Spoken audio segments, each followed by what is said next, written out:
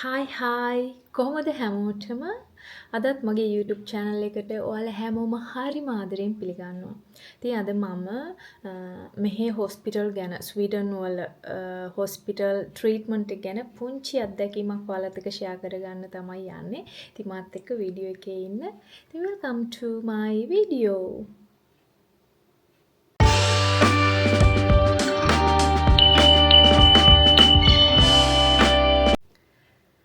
මගේ හොස්පිටල් අත්දැකීම කියන්න කලින් මම මුලින්ම කියන්නම් ඒකට හේතුව මොකක්ද කියලා. මෙන්න මේක තමයි හේතුව. මට පොඩි ඇක්සිඩන්ට් එකක් වුණා. මේකෙන් තමයි මට ඒ හොස්පිටල් අත්දැකීම ලැබුණේ. ඉතින් මේ විස්තරෙත් මුලින් කියන්න මොකද උනේ කියලා. අපේ ගෙදර කිතුල් හකුරු වගේක් තිබුණා. මට ඕන වුණා වටලප්පන් හදන්න.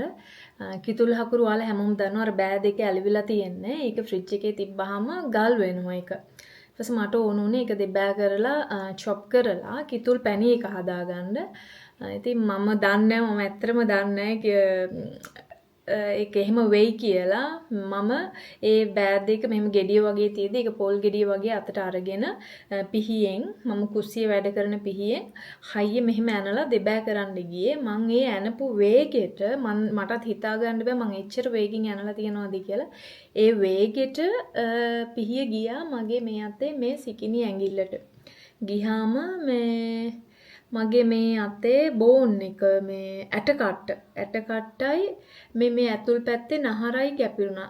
ඇතුල් පැත්තේ නහරයි කැපිලා ඉතින් මේ ඇඟිල්ල දැන් චුට්ටක් වැඩ කරන්න කියන්නේ වැඩ කරනවා. දැන් තමයි චුට්ටක් වැඩ කරන්නේ. ඔපරේෂන් කරලා තියෙන්නේ. ඒක තමයි උනේ මේ අතට. දැන් කියන හොස්පිටල් එක ගැන. මම මීට කලින් මගේ මුල්ම වීඩියෝස් වල මම කියලා ඇති අපි ඉන්න පොඩි ප්‍රදේශවල පොඩි හොස්පිටල් වගේ ඒවා තියෙනවා. හොස්පිටල් තියෙනවා. ඒ ගැන ඒවට කියන්නේ වෝත් සෙන්ට්‍රාලින් කියලා. ඒවට ගියාම ඒවට යන්න පුළුවන් පොඩි උණ කැස් ඒ වගේ පොඩි ලෙඩවලට හෙම්බිරිස්සාව ඒ වගේ ඒවට ලොකු ඒවට ගියාම එතන බෙහෙත් දෙන්නේ අපිව දානවා වෙන ලොකු හොස්පිටල් වලට. ඉතින් මං දැන් මෙයාලා උණ ලෙඩට උනහම ගියාම වැඩි බෙහෙත් දෙන්නේ නැහැ. වැඩි කියන්නේ බෙහෙත් දෙන්නෙම නැහැ. මට ඒ ගැන තිබුණේ හරිම බෑඩ් එක්ස්පීරියන්ස් එකක්. මොකද දැන් ලංකාවේ අපිට ලෙඩක් හැදුනහම ලියනවා. අපිට බෙහෙත් වට්ටෝරුවක් ලියනවා. අරවා මේවා මල්ටි විටමින්, ඇන්ටිබයොටික්, මන පේන් කිලර්ස් ඔක්කොම ලියලා දෙනවා. හැබැයි මේ ලියලා දෙනවා. අද හැදෙන උණ හෙට වෙද්දී හොඳ වෙන්න අපිට බෙහෙත් ගන්න පුළුවන් ලංකාවේ. හැබැයි මෙහෙ අපි කොච්චර කිව්වත් අපිට අමාරුයි කැස් උණ හෙම්බිරිසාව කියලා කොච්චර කිව්වත් දෙන්නේ නැහැ. දෙන්නේ අර අපි ලංකාවේ බොනවා වගේ මෙහෙ ඇල්බඩෝන් කියලා දෙන පේන් කිලර් එකක් ඒක තමයි දෙන්නේ. ඇයි කියලා ඇහුවොත් කියනවා මේක සාමාන්‍ය උණක් මේක අපේ රූටින් එකේ මේවා තියෙනවා ලයිෆ් රූටින් එකේ මේක හැදෙනවා දවස් 3-4කින් හරියනවා. ඒ හින්දා මේවා ලොකුවට හිතන්න එපා. දවස් 3කින් හරියයි දවස් 5කින් හරියයි. එහෙම කියලා තමයි කියන්නේ. බබාලාට බෙහෙත් ගන්න ගියත් එහෙම තමයි. මට හරි සමහරවිට මම ડોක්ටර්ට බෑනලා තියෙන ළමයා මෙච්චර අමාරුවෙන් ඉඳී ඇයි බෙහෙත් දෙන්නේ නැත්තේ කියලා. එයාලා කියන්නේ මේක හොඳ වෙයි. මොය ඉවසන්න බබාට හරියයි. මේක සාමාන්‍ය දෙයක් හැමෝටම හැදෙනවා. එහෙම තමයි කියන්නේ. ඒකට මම ඇත්තටම ඒගොල්ලෝ ඇයි අප්පා මෙයාලා බෙහෙත් දෙන්නේ නැත්තේ එහෙම කියාගෙන තමයි මං හිටියේ. හැබැයි ඒක ඇත්තටම හොඳ දෙයක්. ඒක අපි පස්සේ තේරුම් ගත්තා. එයාලා කියන්නේ අපේම ඇඟේම ඉමුනිටි එක හැදිලා ඒක හොඳ වෙන්න දෙන්න කියලා තමයි කියන්නේ. අපේම ඉමුනිටි එකට සපෝට් කරන්න තමයි එයාලා කියන්නේ. අපේම ඉමුනිටි එකට සපෝට් කරන එක හොඳයි කියලා තමයි එයාලා කියන්නේ. මොකද මේක සාමාන්‍ය දෙයක් කියලා. මේක හැමෝටම හැදෙන හින්දා මේක සාමාන්‍ය දෙයක් කියලා තමයි කියන්නේ. ඉතින් මට මේ අත්දැකීමත් එක්ක ඉතින් මම දන්නවා දැන් හොස්පිටල් ගියාම ලොකුවට යලා හිතන්නේ නැහැ. එහෙම දෙයක්ත් ඔළුවේ තිබුණා. ඒත් එක්ක මේ අත කැපිච්ච වෙලාවේ අපි ටක් ගාලා ගියා දැන්දරිත් එමර්ජන්සි එකට. ටිකක් අපි ටිකක් පැය භාගයක් විතර දුරයි. හස්බන්ඩ්ුත් ගෙදර හිටපු හින්දා ටක් ගාලා අපි ගියා. යනකම්ම මම ගියේ දැන් අපි දැන් ලෙඩක් හැදුනාම මෙතන අපේ තියෙන හොස්පිටල් වලට ගියාම මෙයාලා බෙහෙත් දෙන්නෙත් නැහනේ. දැන් මෙතනට ගියාමත් මෙයාලට ගානක්වත් නැතු වෙයි. මගේ අත කැපිලා කියලා ගානක්වත් නැති වෙයි. එයාලට ඒක නිකම්ම ලෙඩක් කියලා හිතයි. ඒක නිකම්ම ඇක්සිඩන්ට් එකක් කියලා හිතයි. මාව ගන්න වෙලා යයි. මම දැන් යනකම්ම අඬන්න ගියාට වැඩක් නැහැ. එහෙම කිව්වේ මං අඬන්න ගියේ. හැබැයි ඒක මට සම්පූර්ණයෙන්ම වෙනස් වුණා. මම හොස්පිටල් එකට ගිය ගමන්ම මාව දැකලා පොලිමේ කට්ටිය හිටියා. මාව දැකලා හැබැයි මාව ටක් ගාලා ඇතුළට ගත්තා. මට හරිම සතුටුයි. මට හිතා ගන්න බෑ. මම අඬන්න හිටියේ. මාව ඇතුළට අරගෙන මට කිව්වා අඬන්න එපා. මේක මෙහෙම වෙනවා. හරි calm down වෙන්න කියලා. මට හරිම සතුටුයි. මම අර හොස්පිටල් ගැන හිතාගෙන හිටපු එක මට සම්පූර්ණයෙන්ම වෙනස් වුණා. ડોක්ටර්ස්ලා කට්ටිය මාව calm down කරා. හරි අඬන්න එපා. හරි අපි මේකට බෙහෙත් කරමු. ඔයාගේ ඇඟිල්ල අපි හරියට ආයේ ඒ විදියට හදලා දෙන්නම්. ඒ විදියට වෙයි. මොකද මට තේරුණා ඇඟිල්ල නමන්න බෑ. නැමෙන්නේ නෑ ඇඟිල්ල එහෙම කියලා මට තේරුණා.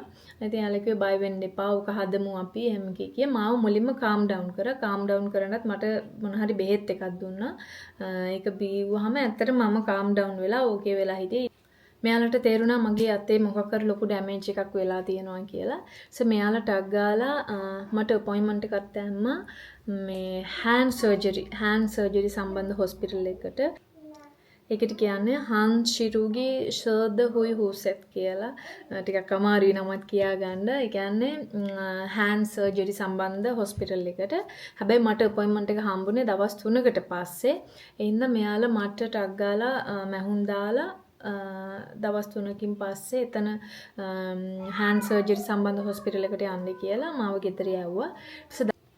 දවස් 3කට පස්සේ මම ආයේ අතනට ගියා අත් සම්බන්ධ හොස්පිටල් එකට. ඒකට ගියාම එතනත් එහෙම තමයි මට මාර විදිහට ට්‍රීට් කරේ. මට හරිම සතුටුයි මේ ડોක්ටර්ස්ලා ට්‍රීට් කරපු විදිය ගැන. මම අපේ හස්බන්ඩ් එකත් කිව්වේ මාරම සතුටුයි යන්නේ. මෙයාලා මාර ෆ්‍රෙන්ඩ්ලි. ඒ තරම් අපිත් එක්ක හොඳට කතා බහ කරනවා. හොඳට කියලා දෙනවා. ඉතින් මේ මුලින්ම ડોක්ටර් කෙනෙක් බලලා කිව්වා ඔයාගේ ඇඟිල්ලේ බෝන් එකයි ඇතුල් පැත්තේ තියෙන නර්ව් එකයි කැපිලා තියෙනවා. ඔපරේෂන් කරන්න වෙයි කියලා මාව දැම්මා ඇතුලේ වාට්ටුවට. දැම්මහම එතනත් මගේ මෙතන ෂෝල්ඩර් එකේ ඉඳන්ම සම්පූර්ණ අතම හිරිවට්ටලා තමයි ඔපරේෂන් වෝඩ් දැම්මේ. ඉතින් එතනත් හිරිවට්ටන්න එක ડોක්ටර් කෙනෙකුයි මගේ ප්‍රෙෂර් චෙක් කරන්න එක්කෙනයි. ඒ ડોක්ටර්ස්ලා කියන්නේ ඒ නර්ස්ලා මේවට ඉන්න නර්ස්ලා. ඉතින් යාළුවා ඇවිල්ලා හොඳට කතා බහ කරලා ඒ වැඩ ටික කරා. එයාලා අහනවා රිදෙනවද? ඔයාට මේක කොහොමද දැනෙන්නේ? එහෙම කිකි අපිත් එක්ක කතා බහ කර තමයි හැමදේම කරේ. මට මාර සතුටුයි. ඉතින් එහෙම දාලා මගේ අත හිරිවට්ටලා සම්පූර්ණයෙන්ම හිරි වැටුණාට පස්සේ මාව දැම්ම ඔපරේෂන් වෝඩ්. කුමාරි පැය භාගයක් විතර ඔපරේෂන් කරා. ඔපරේෂන් කරනකනුත් මාත් එක්ක කතා කර තමයි ඔපරේෂන් කරේ. මේ පැත්තේ මාත් එක්ක කතා කරන්න විහිළු කරන්න දෙන්නෙක් එහාට මෙහාට වෙවි හිටියා. තව ડોක්ටර්ස්ලා දෙන්නෙක් ඔපරේෂන් කරා. ඉතින් ඔපරේෂන් කරලා මේක දැන් මේ කාස්ට් එකක් දාලා තියන්නේ. එයාලා කිව්වේ බෝන් එක මහලා තියෙන හින්දා එතන ආයේ පොඩක් අර මහ පුතෙන් හැදිලා රිනිව් වෙලා එතන හැදෙන්න ටිකක් මේක ඕන වෙයි කියලා තමයි දැන් මාසයකට තමයි මේක දාලා තියෙන්නේ. ඉතින් මේ අත්දැකීම මම ඔයාලත් එක්ක ෂෙයා කරගත්තේ.